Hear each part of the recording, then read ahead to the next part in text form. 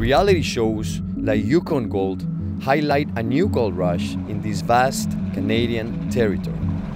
But the search for gold and other minerals has opened up old wounds about land rights between the Canadian government and the Native Canadians, called the First Nations people.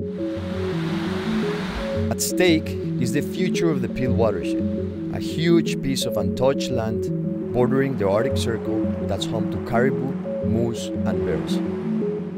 It's the size of Ireland, and the government wants large portions of it open for mining. No roads cut into the 26,000 square miles of forests, mountains, and rivers.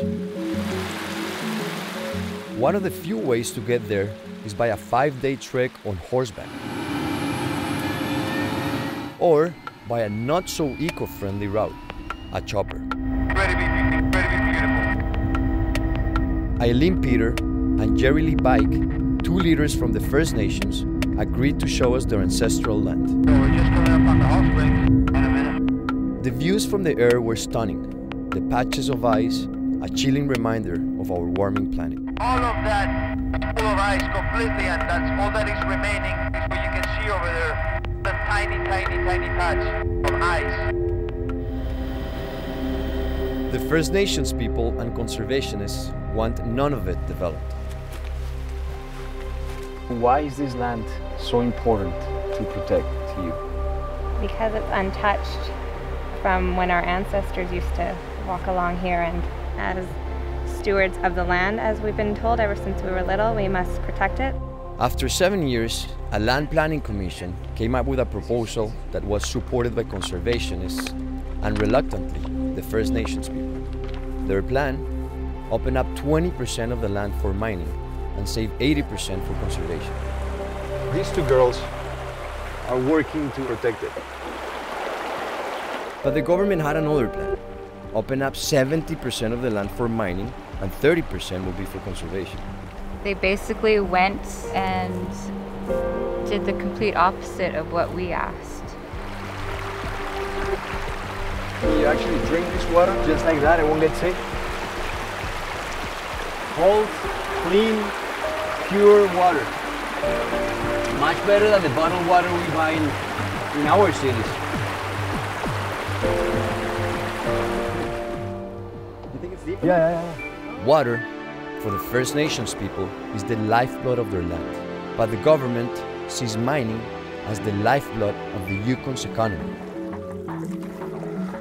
That's the big challenge here. Mining interests and conservation interests.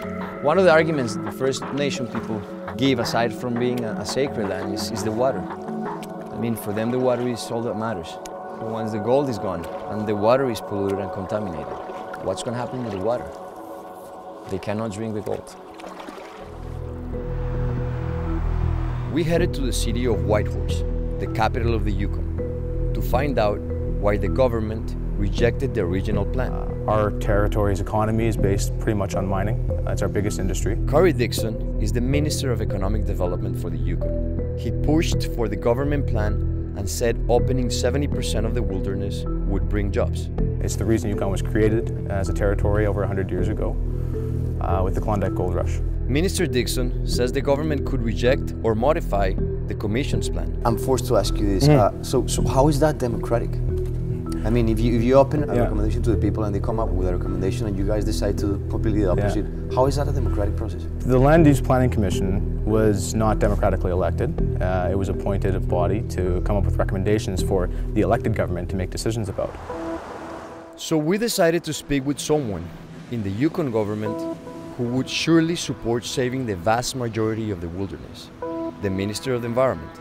As the Minister of the Environment, wouldn't be a mission or a plan to keep some of the land in Yukon, like that specific area, as just leave it as it is, as an untouched area, no upping for it? It turns out the 28-year-old Corey Dixon is also the Minister of the Environment.